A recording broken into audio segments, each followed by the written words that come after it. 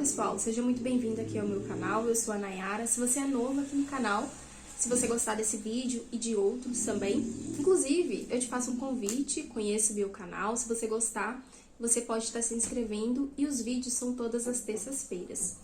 Pois bem, pessoal, eu coloquei uma enquete ali na aba comunidade sobre recomendações de vídeos, né? O que vocês gostariam de ver aqui no canal, e vocês falaram sobre indicações de livros.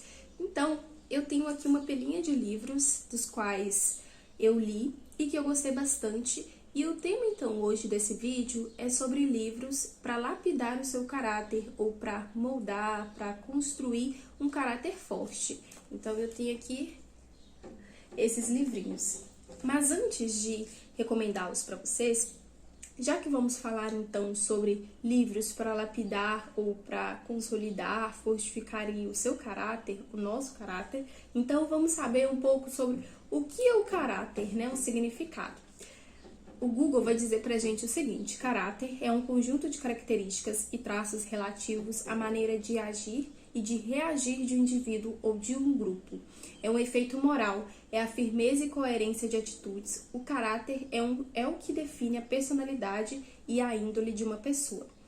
Já quando nós vamos então para o sinônimo de caráter, vai aparecer muitas palavras, como dignidade, correção, honra, grandeza, integridade, probidade, retidão, determinação, firmeza, boa-fé, incorrupção. Então, o primeiro livro que eu quero indicar para vocês é este livro chamado Ego Transformado, do autor Timothy Keller.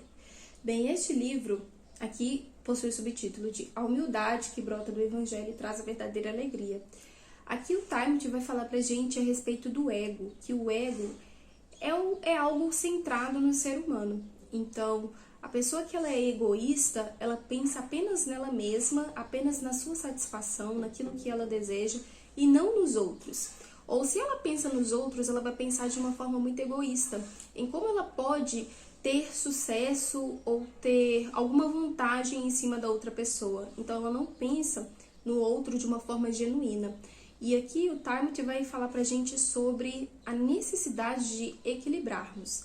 Claro, você não pode deixar suas necessidades de lado, mas também você não pode supervalorizar a ponto de pensar apenas em si mesmo. Ele vai falar que o ego é vazio.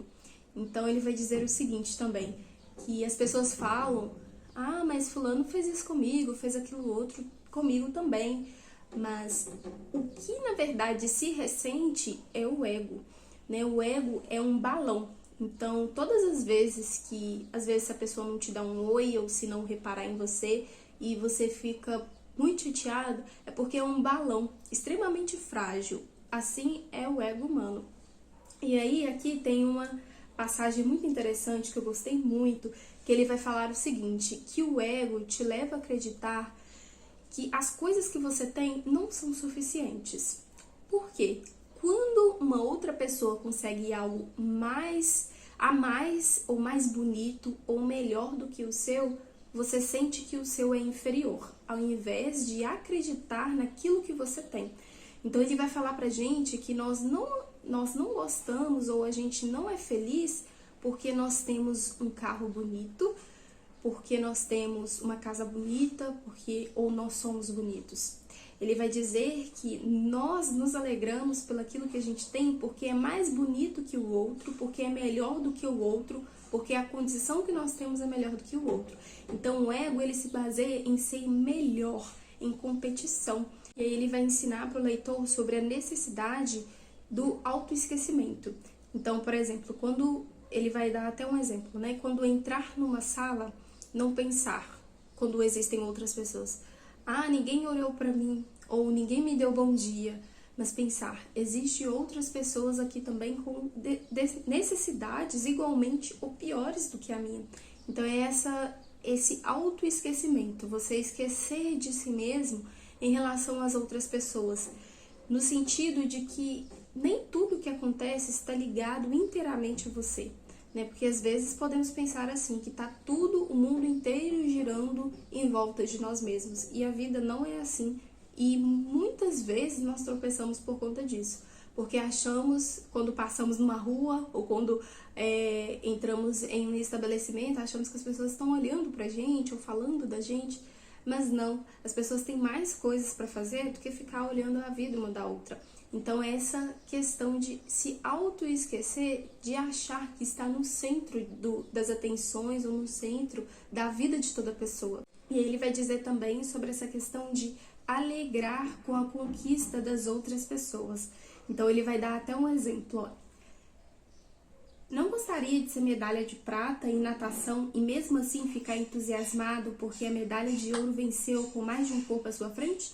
Não gostaria de admirar a conquista do opositor da mesma forma que admira o nascer do sol? Simplesmente encantar-se com a realização do outro? Não importa se o sucesso foi dele ou seu, não interessa quem alcançou o primeiro lugar no pódio. Você fica tão feliz pela vitória da outra pessoa como se a conquista fosse sua, pois presenciou algo fantástico. Também recomendo para vocês a Apologia de Sócrates, escrita então pelo Platão. Aqui nós temos um testemunho, ou um relato, da condenação de Sócrates. Aqui vai dizer então que ele estava induzindo as pessoas, principalmente os jovens, a pensar de uma forma contrária ao que o Estado estava querendo que as pessoas mais velhas ou mais maduras, instruídas, ensinassem então aos jovens. E aqui é uma defesa que ele faz a ele mesmo. E eu coloquei este livro nessa lista justamente porque Sócrates ele não vai mentir a respeito do que ele fez. Então, o que ele disse é que ele queria o aprimoramento daqueles jovens, daquelas pessoas, e que elas pensassem por si mesmas na verdade. Inclusive, vai dizer o seguinte: de fato, procurei convencer cada um de vós a zelar por si mesmo e por seu próprio aprimoramento no que tange a ser bom e sábio, de preferência a zelar por quaisquer de suas posses e a favor do próprio Estado em lugar de interesses deste e adotar idêntico método no seu zelo por outras coisas. E como por conseguinte estou convencido de que jamais cometi injustiça contra pessoa alguma, certamente não cometerei contra mim, declarando a respeito de mim mesmo que mereça alguma coisa má e propondo qualquer pena para mim que inclua o mal. Então ele sabia que ele não tinha feito algo injusto e não retrocedeu naquilo que ele mesmo acreditava, que era pensar conforme a verdade, um pensamento desprendido, vamos dizer assim. E o interessante desse livro, mas aqui Sócrates, ele vai em favor dele mesmo, né? Então ele disse, olha, eu não vou falar mal contra mim mesmo, eu sei que eu fiz o bem, mas eu não vou colocar uma pena sobre mim mesmo. Então eu acho que essa é uma verdadeira humildade, quando a gente reconhece quando estamos errados, quando estamos certos, e a justiça que sobrepõe sobre esses dois atos, né? As consequências sobre esses dois atos. Então eu recomendo muitíssimo, e o foco desse livro é a verdade, andar com a verdade. Então recomendo muito para vocês. Inclusive esse livro eu li ele, eu acho que foi um dia, foi no final de semana, eu sentei e comecei a ler ele e eu não consegui parar mais. E aqui em seguida nós temos La Bruyère e Rochefoucauld, filósofos moralistas do século XVII. Aqui os filósofos moralistas, então já vão dizer a respeito disso, né, que eles queriam então trabalhar a moral daquela sociedade que eles viviam. Então aqui vai ter muitas frases muito impactantes, gente. Inclusive foi de um projeto Lendo Filosofias aqui no canal, e algumas frases diz: a verdadeira eloquência consiste em dizer tudo o que é necessário e nada mais que o necessário. A distância diminui as paixões medíocres e aumenta as grandes, como o vento apaga as velas e acende o fogo. Por mais que falem bem de nós, nada de novo nos ensinam.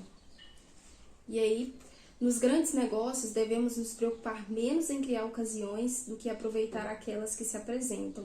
Ganharíamos mais em nos mostrar tais como somos e que em tentar parecer o que não somos. Então, recomendo bastante para vocês esse livro. Gostei muito de conhecer esses dois filósofos. E na sequência eu tenho A Maturidade, de Rafael Leandro Cifuentes. Esse livro, eu li ele no começo de 2021 e foi um livro que eu entrei no ano com o pé direito. Eu li esse livro e sabe um livro quando você vai lendo, você vai meio que falando, não, isso não vai ser mais dessa forma, ou isso precisa mudar. Foi justamente ao ler esse livro, A Maturidade. Aqui o foco do autor, do Rafael, é justamente trazer à tona que nós não somos bebês. Nós somos adultos e nós precisamos viver uma vida tal como... E o que acontece, que ele vai conversar com a gente, é que existem pessoas de longa data, no sentido do calendário, né, de longa idade, mas que não tem maturidade, não teve uma experiência, um encontro de verdade com a maturidade, com o verdadeiro sentido de crescer, de ter responsabilidades. E aqui ele vai falar também que existem pessoas muito novas, devido a experiências da vida, tiveram então que amadurecer. E aqui ele vai fazer um chamado para todas as pessoas a terem maturidade. Eu lembro que eu me deleitei nesse livro. Foi uma leitura assim, extremamente maravilhosa, inclusive ele é um dos livros que eu sempre olho na minha estante com vontade de reler. Ele vai dizer o seguinte: paciência e prudência, essa virtude é que podemos chamar a viga mestra da objetividade. São irmãs gêmeas, não apenas pela semelhança fonética, mas principalmente pela sua íntima correlação. A paciência exige moderação, senso de oportunidade, capacidade de esperar, perseverança, insistência, disposição de não desanimar e flexibilidade para contornar os obstáculos. E é precisamente isso que a prudência representa, a medida certa para deter-se ou para acelerar no momento oportuno, como faz um bom piloto. Foi um livro extremamente muito proveitoso.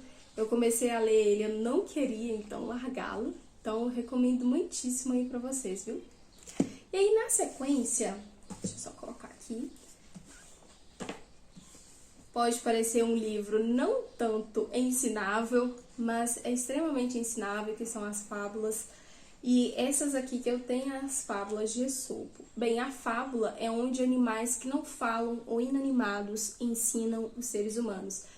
Então, a gente tem a galinha, a gente tem a formiga, a cigarra, um pau, um graveto, um osso, que vai ensinar um outro ser inanimado ou um animal a como o ser humano vai falar, ou, na verdade, vai agir.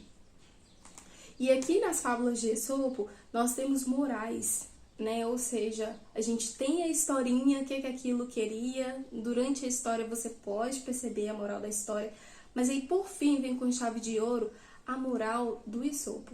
E quando você lê uma fábula e lê uma moral, querendo ou não, você vai pegando as situações do seu dia a dia, da sua vida, que tem correlação com isso, que cabe nisso, e você começa a pensar sobre aquilo. Eu vou ler uma fábula para você, que é o seguinte: o calvo e a mosca. Diz assim: era uma vez um homem calvo que se sentou para descansar depois de um dia quente de trabalho no verão. Uma mosca apareceu e começou a zumbir sobre sua careca, picando-o de tempo em tempo. O homem dirigiu um golpe contra o pequeno inimigo, mas em vez disso bateu com a palma na própria cabeça. A mosca continuou a atormentá-lo, mas dessa vez o homem foi mais sábio e disse: você só machuca a si mesmo quando dá atenção a inimigos desprezíveis. E aí eu tenho um livro que é um dos meus favoritos, que eu comprei para nosso projeto, então, de Lendo Filosofias, Amizade, Amigos e Inimigos, Como Identificá-los, de Cícero, Platão e Plutarco. Quando eu li esse livro, eu fui me desfazendo já de muitas coisas que já deveriam já ter sido desfeitas, tanto de relacionamentos, porque aqui ele vai falar sobre amizade, como você vai identificar uma pessoa se ela é sua amiga de verdade. Então, você pode estar aí, né, numa fase da sua vida, da juventude, ou até mesmo, né, já passou e precisa reciclar aí algum tipo de convívio. Eu recomendo muitíssimo esse livro para você. E aqui, eles não vão falar simplesmente sobre a pessoa não deve ser sua amiga por conta disso. Eles vão abordar N motivos, como, por exemplo, a bajulação. Então, eles vão falar muitíssimo sobre a bajulação, que o bajulador é uma pessoa que deseja ardentemente um cargo ou uma posição que somente bajulando ela pode ter. E quando as pessoas que se dizem suas amigas não te repreendem ou não falam coisas que muitas vezes não agradam ao seu próprio ouvido, né? Ao nosso ouvido. Porque nós gostamos de ouvir coisas que são boas, coisas que nos deixam, né, a flor da pele, Mas o amigo de verdade, né, ele não vai te falar por maldade, mas ele precisa alertá-lo. E aqui foi um bálsamo, eu posso dizer, ou usar essa palavra ao ler esse livro, porque realmente eles te instigam a pensar sobre os seus relacionamentos, de ter mais maldade, porque infelizmente a vida não é florzinhas como a gente pensa, ou como nós pensávamos, mas é cheia de pedregulhos. Tem muitas coisas ainda que nós precisamos aprender. Algumas nós já aprendemos, outras ainda prosseguimos querendo, né, aprender. E eu acredito que o primeiro passo é isso aí, você querer aprender a respeito disso. Então, eles vão falar sobre relacionamentos, então, de uma forma filosófica, mas você vai perceber, leia, depois você me fala. E eu vou ler uma passagem aqui para vocês que é muito interessante. Mas a maior parte das pessoas, por falta de discernimento, para não dizer por imprudência, querem ter um amigo como elas próprias não poderiam ser. Gostariam de receber dos seus amigos o que estes não lhes dão. Convém previamente ser um homem de bem antes de procurar alguém semelhante a si. Entre tais pessoas, a estabilidade na amizade sobre a qual discutimos já faz um bom tempo poderá consolidar-se com a condição de que, de uma parte, os homens unidos pela afeição comandem as suas paixões, quando os outros e elas se submetem, e de outra parte, que eles se comprazem com a equidade e com a justiça, se apoiem mutuamente em tudo, que nunca um exija nada do outro que não seja honesto ou direto. O que eles não se contentem em se frequentar e se amar muito, mas que se respeitem, pois o mais belo ornamento da amizade falta quando falta o respeito. É, portanto, um erro pernicioso que algumas pessoas cometem imaginar que na amizade a porta está aberta para todas as devassidões e para todos os atos desonestos. A amizade nos foi dada pela natureza como auxiliar das nossas virtudes, não como cúmplice dos nossos vícios, para que a virtude, não podendo sozinha alcançar o soberano bem, alcance um conjunto e apoiada pela virtude do outro. Se, portanto, entre algumas pessoas semelhante comunidade existiu ou vai existir, a sua associação deve ser considerada melhor e a mais feliz via para a perfeição natural. E tem alguns livrinhos também que eu ainda não terminei de ler, mas que possuem um foco também para essa construção, lapidação aí de caráter. Então, o nome já diz tudo, caráter, do autor Samuel Smiles. Aqui ele vai falar pra gente sobre características de um verdadeiro homem, de uma verdadeira mulher, de até mesmo, né, essa questão conjugal, da forma de você lidar com o cônjuge. E o autor, ele não poupa muita coisa não. Ele diz o seguinte, olha, ele vai dizer muitas frases que te impacta, que te prende, que te faz refletir. A honestidade é o alicerce de toda excelência pessoal, manifestando-se na conduta. Mais pra frente ele diz, ó, já rabisquei tudo. Um caráter de fato superior, porém, não se forma sem esforço. É preciso vigilância, autodisciplina e autocontrole constantes. É possível que ocorram muitas falhas, muitos tropeços e derrotas temporárias, dificuldades e tentações dos mais variados tipos a serem combatidas e superadas. Mas se o espírito for forte e o coração estiver alerta, ninguém precisa poder perder a esperança de ter sucesso no final. O próprio esforço para avançar, para chegar a um padrão de caráter mais elevado do que o que já alcançamos, é inspirador e revigorante. E mesmo que porventura ele nos falte, não deixaremos de melhorar a cada esforço honesto e feito em direção ao alto. Essa passagem diz tudo, então recomendo bastante, gente, esse livro para vocês. Inclusive ele tá na Amazon, tem outra edição também. Recomendo muito. Essa passagem disse muito por ela mesma. E eu tenho este aqui da Nancy Wilson, Contentamento, que ela vai explicar pra gente sobre que nós devemos nos contentar com aquilo que nós temos. Não que nós não possamos correr atrás daquilo que nós desejamos, mas é você se alegrar com aquilo que você tem, com aquilo que você é e prosseguir cada vez mais em alcançar aquilo que você deseja sem muita ambição dos olhos, sem querer passar por cima de ninguém, sem querer fazer coisas inconvenientes ou que não tenham ali caráter. Então, também tenho este. E os outros dois últimos é este aqui, O Desejo de Agradar a Outros, do autor Lou Priolo. Então, tá muito relacionado com o ego transformado lá do Timothy Keller. Mas esse livro, então tem muitas páginas, né? Então ele tem 309 a 310 páginas. Então aqui o Lou Priolo vai falar pra gente sobre essa necessidade de aprovação que muitas pessoas têm, né? Algumas pessoas, inclusive, no primeiro vídeo resenha que eu fiz aqui pro canal, que é Porque as Pessoas Mentem, inclusive a Marisa Lobo também vai falar a respeito disso, né? Sobre a aprovação das pessoas. Tem pessoas que mentem, às vezes não falam, né? Não mentem falando, mas mentem com a sua própria vida, né? Pra quê? Pra agradar as outras pessoas. E esse agradar, o Lou Priolo diz que é você usar uma máscara, querer uma aprovação das outras pessoas, que às vezes nunca vai ter. Porque existe nas relações humanas a questão da identificação. Então, você pode querer se relacionar com uma pessoa ou com um grupo de pessoas que você admira, que você gosta, mas se aquele grupo, se aquela pessoa não se identificar com você, não se encaixar com você, pode ser muito difícil, você pode se frustrar. E quando isso acontecer, não é a busca por aprovação que vai fazer com que você se encaixe naquele grupo ou que você se encaixe naquela pessoa. Vai ser muito ao contrário, né? Cada vez mais as pessoas vão repulsando, e aí o Lou vai falar pra gente a respeito disso, sobre a aprovação. Que nós não devemos buscar a aprovação das pessoas, mas buscar a aprovação de Deus. Porque em Deus nós somos completos, nós somos cheios, né? Nós não ficaremos ocos, vazios, nulos em nós mesmos.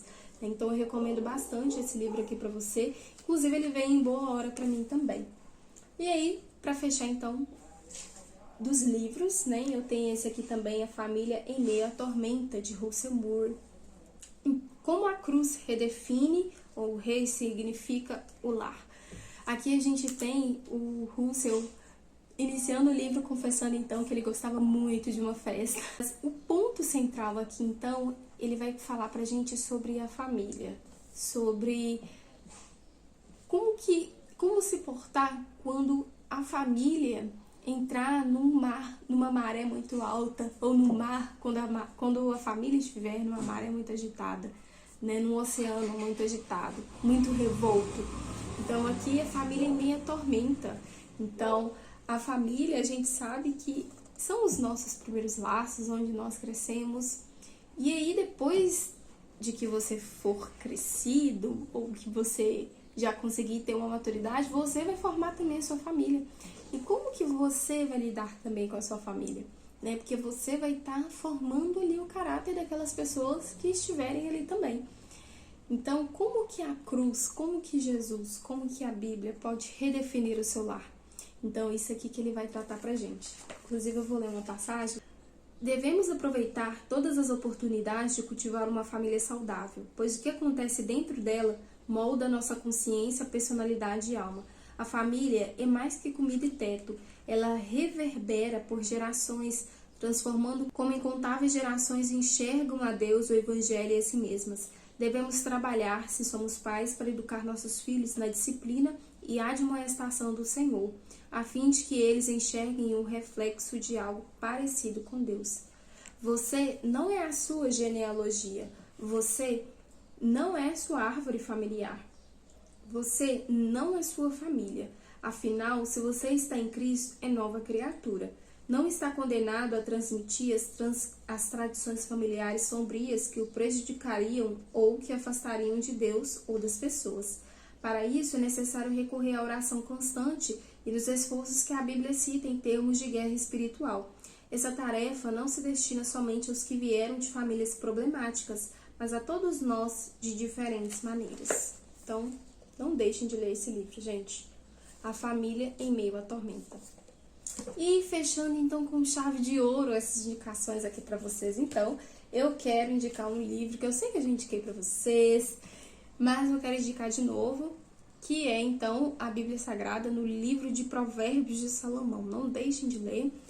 São muitos conselhos valiosos, né? A gente sabe que Provérbios tem tem um efeito também, né, muito grande. Olha só, a resposta branda desvia o furor. O coração alegre aformoseia o rosto. Um homem que tem muitos amigos sai perdendo, mas há amigos mais chegados do que um irmão. Responder antes de ouvir estutice e vergonha. Não é bom proceder sem refletir, e peca quem é precipitado. Do fruto da boca o coração se farta, do que produzem os lábios se satisfaz.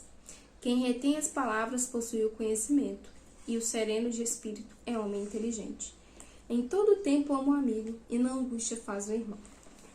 Então são muitos ensinamentos valiosos, a Bíblia já está toda marcada.